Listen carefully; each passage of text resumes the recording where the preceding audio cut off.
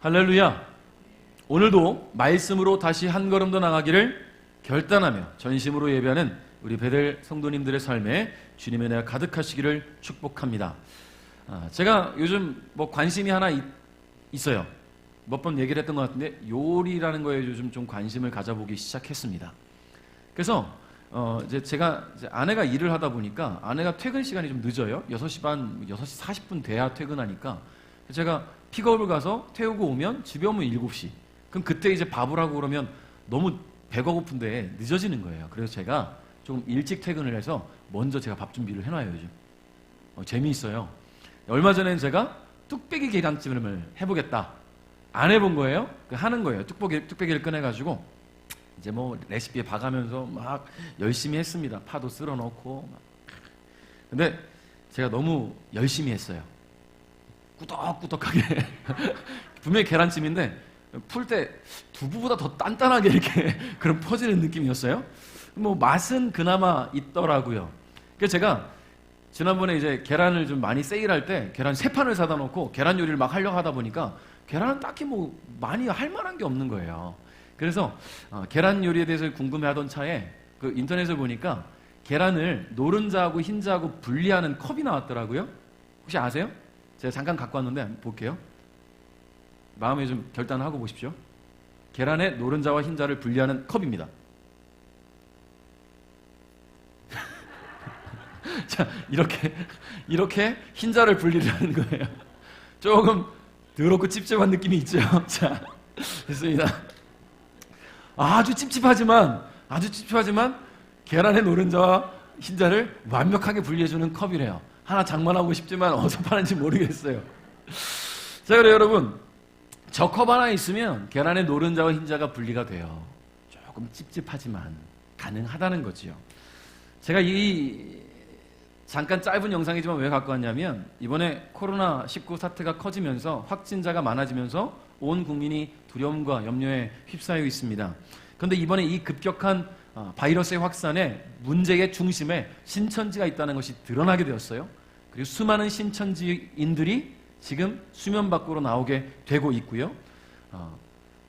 믿지 않는 사람들에게 있어서는요, 기독교와 신천지는 큰 차이가 없었습니다. 이 문제는 기독교만의 문제였었던 거예요, 지금까지는. 근데 지금은 많은 국민들이 신천지의 문제점을 알고 깊이 연구하고 파헤치고 있다는 거예요. 바이러스라는 참 안타까운 방법이긴 하지만 이렇게 드러나게 된 일도 하나님 앞에 우리가 좀 다행이다라고 느껴야 될 부분. 코로나 사태가 다행이라는 얘기가 아닙니다. 절대 오해하지 마십시오. 신천지라는 악한 세력들이 드러나게 되었다는 게 참 다행이라는 거예요. 그 중심에 신천지가 있다는 것이 말이죠. 그래서 우리는 이 마지막 때에 거짓이 난무하는 이 하나님의 사람들을 괴롭히는 이단과 사이비의 세력들이 하나님 앞에서 거룩한 처단이 있는 그런 은혜가 역사하기를 우린 간절히 바라면서 함께 예배할 수 있으면 좋을 것 같습니다. 참 공교롭게도 오늘 말라기서의 마지막 부분의 말씀이 왜 이렇게 대입이 잘 되는지 모르겠어요. 말라기서의 마지막 부분이 바로 그런 부분을 가리키고 있습니다. 자, 오늘 우리는 본문을 통해서 선포하신 하나님의 말씀을 묵상하면서 지금 이 악한 때에 선한 사람과 악한 사람이 드러나고 하나님의 사람들이 회복의 은혜를 경험하게 될 것을 기도하며 말씀을 함께 나눌 수 있도록 하겠습니다. 자, 우리는 지난주 말씀을 나누는 가운데 우리 주님을 두려워하는 자와 섬기는 사람들의 이름을 우리 주님께서 기억하시고 책에 기록하겠다라고 말씀하시는 것을 우리는 소망의 말씀으로 받았습니다. 악한 자들은 하나님을 모욕하고 무시하고 저주하였지만 하나님께서 기억하시는 자들은 주님을 경외했다라는 이야기예요. 자, 그리고 그렇게 기억하시고자 하시는 이들에 대해서 하나님은 이런 말씀을 하셨습니다. 3장 17절에 만군의 여호와께서 말씀하셨다. 그들은 내 것이다. 그날이 오면 그들은 내 소유가 될 것이다. 아버지가 자기를 섬기는 아들을 아끼듯이 내가 내 백성을 아끼겠다. 할렐루야. 여러분, 그리스의 철학자 아리스토텔레스는 이런 말을 했습니다. 불행은 누가 진정한 친구가 아닌지를 보여준다 라고 얘기했어요. 불행은 누가 진정한 친구가 아닌지를 보여준다. 여러분, 친구라고 옆에 붙어 있다고 해서 모두가 친구가 아니에요.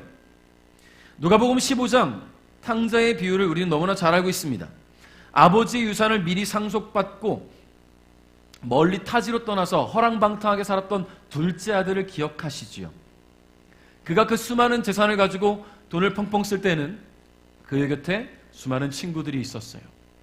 그러나 그가 그 모든 재산을 탕진하고 어려움 가운데 처하니 아무도 남지 않게 되었지요. 가까이에 있었던 친구라고 말했던 사람들조차도 말입니다. 여러분, 우리 삶에 다가오는 불행 또는 어려움의 문제들은 그렇게 우리의 주변인들이 구별되는 기회가 되기도 하지만 또 한편으로는 하나님 앞에서의 우리가 구별되는 시간이기도 하다라는 이야기예요. 우리가 지난 시간에 하나님을 떠나게 되는 이유에 대해서 생각해 보았었는데 언제 하나님을 떠나게 된다고 이야기했습니까? 첫째는 삶의 어려움을 만났을 때 떠난다고 했어요. 둘째는 삶의 평안함 때문에 떠난다라고 했습니다. 자, 그중 첫 번째의 경우가 바로 이런 경우지요. 삶의 어려움을 만났을 때 불행이 찾아왔어요. 문제가 있어요. 더욱 하나님을 찾고 또 찾으며 주님의 도우심을 바라보며 기도해야 돼요. 주님을 의지하는 태도로 나아가야 됩니다. 그런데 하나님은 진짜 신이 아닌가 봐. 하나님 나를 사랑하지 않으시나 봐. 하나님은 없나 봐. 뭐 이런 여러 가지 생각들을 갖고 하나님을 떠나가는 이들이 발생한다라는 이야기예요. 여러분, 어려움 속에서도 불행이 연속적으로 찾아오는 상황 속에서도 하나님을 사랑하고 그분을 존경하며 그분의 하실 일들을 두려워하며 기다리던 이들이 바로 주님의 백성이 될 것입니다. 할렐루야. 그가 바로 주님의 백성이에요. 불행 속에서도 주님 곁에 주님을 의지하고 주님을 바라보며 주님을 사모하는 이들이 주님의 백성이에요. 하나님은 그런 자들을 하나님의 소유로 삼으시겠다고 약속하셨습니다. 그날이 오면 그들은 내 소유가 될 것이다. 할렐루야. 여러분, 지금 이 코로나19로 인해 많은 이들이 염려하며 걱정합니다. 그렇습니다. 지금 이 바이러스는 모두의 고민과 걱정, 염려 그리고 두려움을 만들어내는 강력한 도구가 되었습니다. 바이러스의 확산을 위해서 몇몇 교회들은 이제 온라인으로 계속 예배를 드리고 있습니다. 예배당에서의 모임을 잠정 중단했지요. 위험하니까. 여러분, 그래요. 위험하니까. 여러분, 건강에 문제가 있거나 감염의 우려가 있다면 당연히 그렇게 하는 것이 맞습니다. 근데 다만 저는 이 시국에 가장 큰 염려가 되는 것은 뭐냐면 이 시국이 계속 길어질 경우 온라인 예배가 장기화될 경우가 너무 두려워지는 거예요. 여러분, 사람은 적응의 동물이라고 하죠. 이 온라인 예배가 적응되기 시작하면요, 모이기 힘쓰지 않을까 봐 너무나 염려가 되는 거예요. 제가 경험해 와서 그래요. 제가 서울에 사역을 하다가 이제 사역을 마치고 4개월의 공백이 있었습니다. 원주로 오기 전까지. 아르바이트를 했어요. 아시다시피. 아르바이트를 하면서 주일은 사역자가 아니니까 이제 여러 교회들을 투어를 합니다. 탐방을 합니다. 이제 나도 내 목회를 준비하기 위해서 여러 교회들을 탐방을 하고 그 교회 예배 형태와 그 교회 예배 목회 철학 여러 가지들을 연구하고자 예배를 탐방해요. 여러분, 처음 한 달 동안은요, 아침 9시에 일어나서 씻고 준비하고 그때는 이제 오토바이 타고 와이프 뒤에 태우고 그리고 갑니다. 예배드리러. 잠실에서 저희 송파 살았는데 송파에서 판교까지도 가고 성남까지도 가고 분당도 가고 했어요.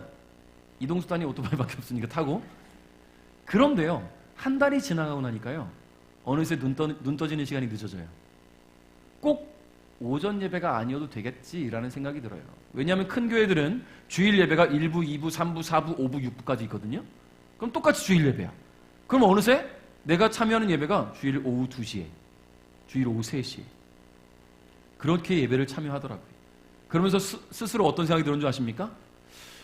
목회 안 하고 이렇게 사는 것도 매력적이다. 내가 괜히 목회하면서 힘들게 정신적인 스트레스 받으면서 영적인 스트레스 받으면서 그렇게 살 필요가 있을까? 차라리 일하고 주일날 교회 가서 예배드리고 이게 참 매력적이다 라는 생각이 들면서 순간 뒤통수를 한 대 맞은 것 같았어요. 내가 왜 이러지? 사람은 적응의 동물이에요. 여러분, 이 시국이 너무나 장기화될 경우에 성도들의 그 마음에 하나님을 찾지 않는 마음들이 발생하지 않을까에 대한 염려. 여러분, 지금 이렇게 온라인으로라도 예배를 드리는 분들은 참 다행입니다. 이 기회에 예배를 쉬는 분들이 생겨나게 될 거고요.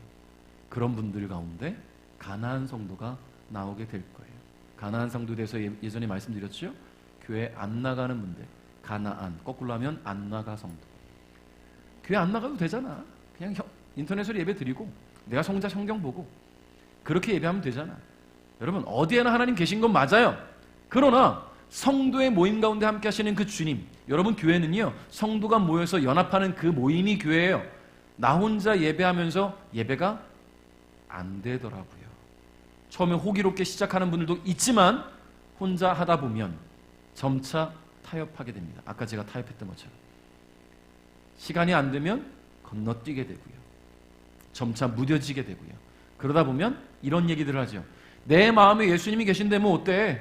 예배 한 번 안 드려도. 이게 당연하다고 느껴지는 순간 그 사람의 신앙은 더 이상 끝나는 거예요. 이게 너무나 안타까워요. 혹시 그렇게 될까봐 말이죠. 그러므로 여러분은 꼭 예배하는 자리에 있으십시오. 교회에서든 온라인으로 드려지는 예배에서든 말입니다. 여러분, 가까운 교회 목사님이 이제 온라인 예배를 준비하면서 이렇게 공고를 썼어요. 광고문을. 집에서 예배 드리시는 분들 예배 준비하는 방법.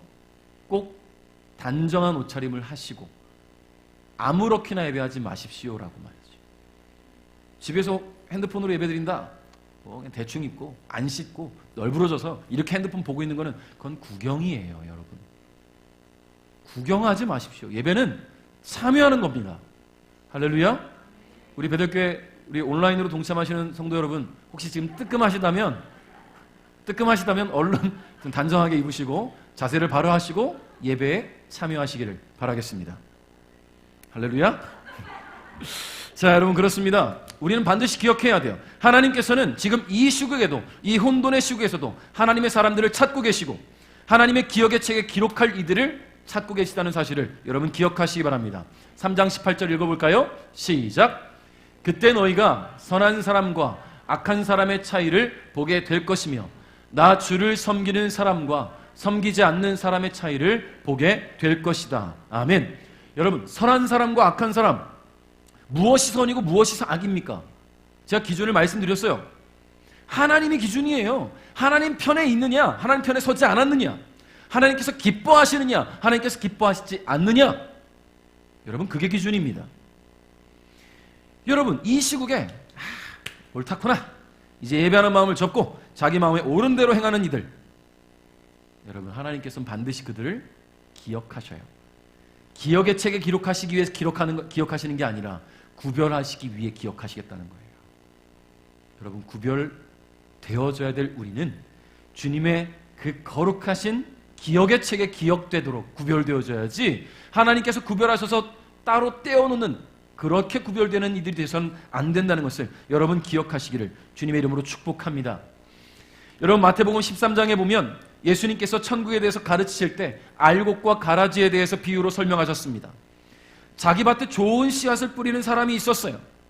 자, 그러나 그가 잠들었을 때 원수들이 찾아왔어요. 그리고는 거기에 가라지 씨앗을 뿌리고 갑니다. 이제 이 밀밭에서 밀이 자라야 되는데 가라지가 같이 자라는 거예요. 여러분, 가라지가 문제가 뭐예요? 양분을 뺏어가는 거예요. 밀이 잘 자라지 못하게 해요. 좀 더디 자랄 수 있어요. 여러분, 이 주인의 종들이 와서는요, 주인께 이야기합니다. 주인님, 가라지가 너무 많아요. 이거 뽑아야 될 것 같은데 우리가 나가서 뽑을까요? 그랬더니 주인이 뭐라 말합니까? 너희가 가라지를 뽑을 때 혹시 밀도 함께 뽑힐지 모르니까 차라리 좀 더디더라도 추수 때까지 기다려서 가라지를 먼저 거두어 묶어서 불에 태우고 밀은 거두어 곳간에 쌓도록 하자. 할렐루야.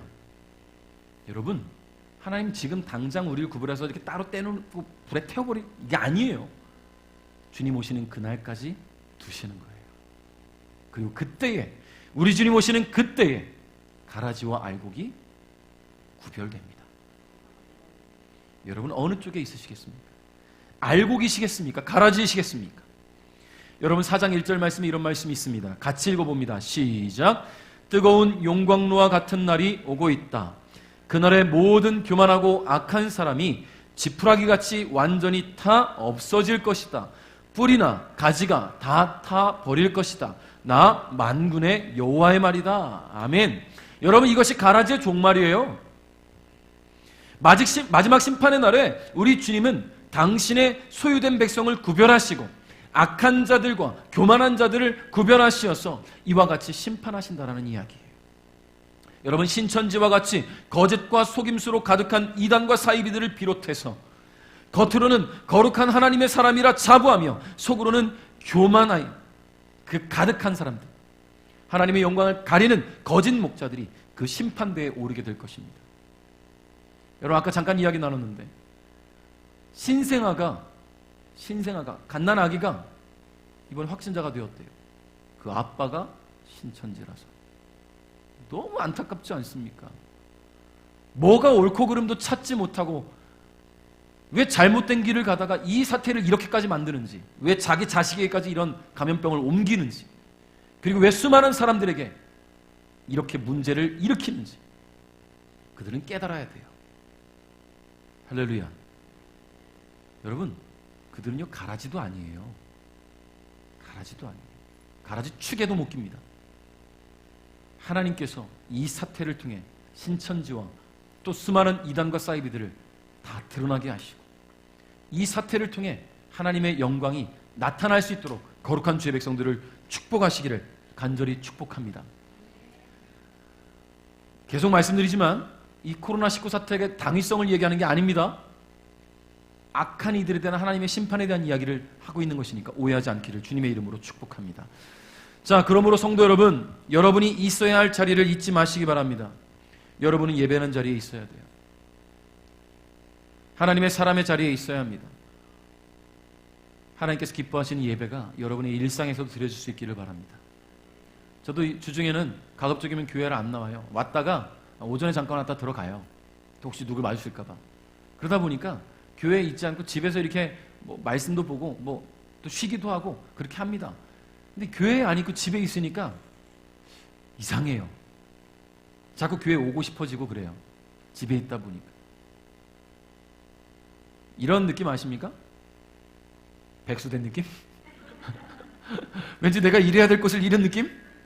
내가 있어야 될 곳은 교회인데 교회에 있지 못할 때 왠지 내가 아무것도 할 수 없는 나약한 존재가 된 것 같고 백수가 된 것 같고 그런 느낌이 들어요. 그러나 여러분, 그 자리에서 하나님을 생각하고 깊이 묵상하시고 그 자리에서 하나님을 예배할 수 있기를 주님의 이름으로 축복합니다. 자, 우리 2절, 3절 한번 읽어볼까요? 시작. 그러나 나를 섬기는 너희에게는 의로움이 해처럼 비출 것이다. 거기에서 치료하는 광선이 나올 것이다. 너희는 외양간에서 풀려난 송아지처럼 뛰놀 것이다. 그때에 너희가 악한 사람들을 짓밟을 것이다. 그들이 너희 발밑에 재처럼 밟힐 것이다. 그날에 내가 이 일을 이루겠다. 나 만군의 여호와의 말이다. 아멘. 할렐루야. 어느 곳에 있든지 하나님의 사람으로 바르게 서 있는 저와 여러분에게는 주님의 위로와 회복의 은혜가 있을 것입니다. 여러분, 주님은 분명히 말씀하셨어요. 나를 섬기는 너희에게는 이라고 말이죠. 나를 섬기는 너희에게는. 어떤 상황에서도 주님을 떠나지 않고 주님을 사랑하는 마음, 주님을 예배하는 삶으로 나가는 이들을 우리 주님은 기억하시고 그들에게 치료의 광선을 발하실 것입니다. 할렐루야. 이 치료의 광선이 이 코로나 사태를 잠재울 줄 믿습니다. 우리가 할 수 있는 게 이거밖에 없잖아요. 우리 그리스도인들이 할 수 있는 게 이거밖에 없어요. 하나님께 간절히 기도하며 하나님 치료의 광선을 발하여 주시옵소서.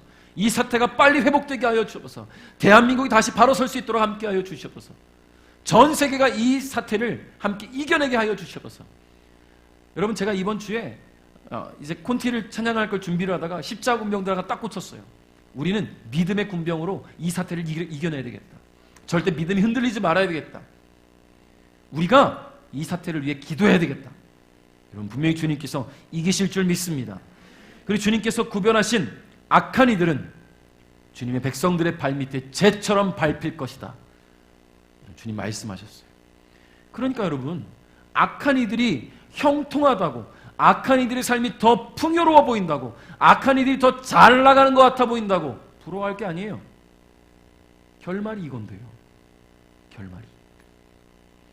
우리 주님께서는 구별하신 거룩한 백성으로 주님 편에 서 있기만 하면 치료의 강선을 바라실 줄 믿습니다.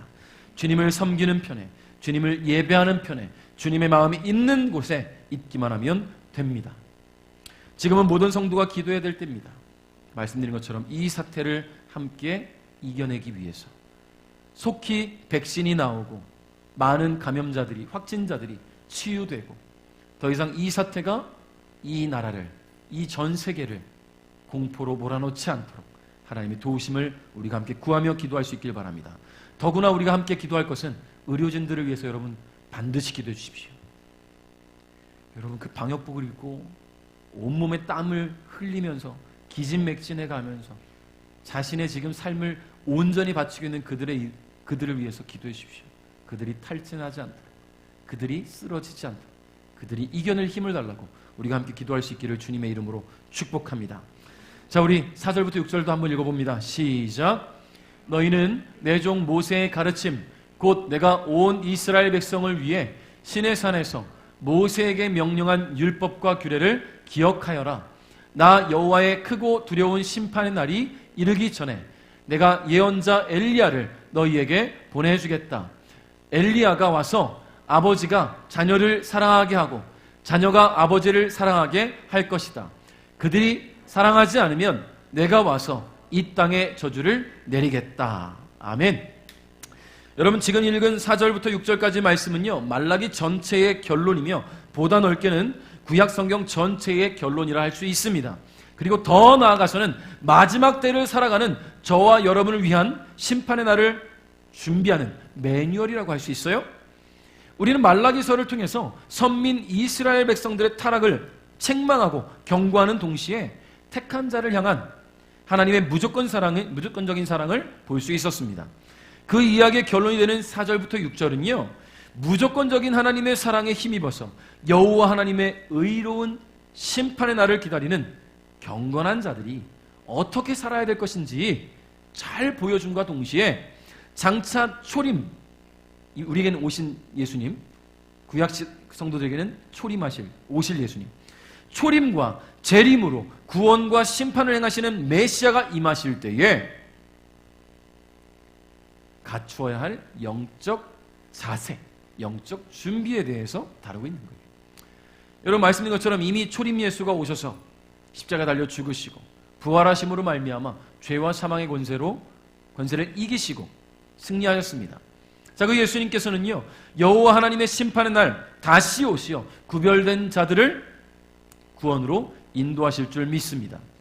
그 날을 기다리는 우리가 구별된 자로 하나님의 소유가 되기 위해 해야 할 일이 무엇이냐?